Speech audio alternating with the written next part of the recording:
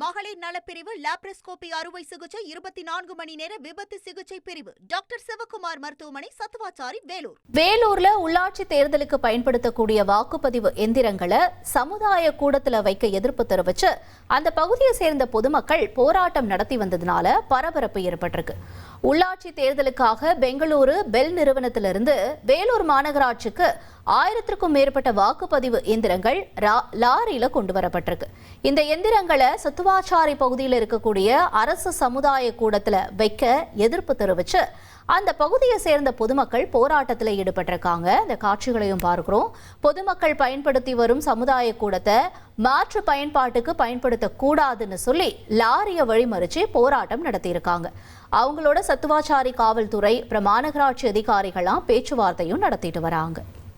24 மணி நேர ஐசியு, பொதுநல மருத்துவம், எலும்பு முறிவு சிகிச்சை, ENT டாக்டர் சிவகுமார் மருத்துவமனை சத்துவாச்சாரி வேலூர்.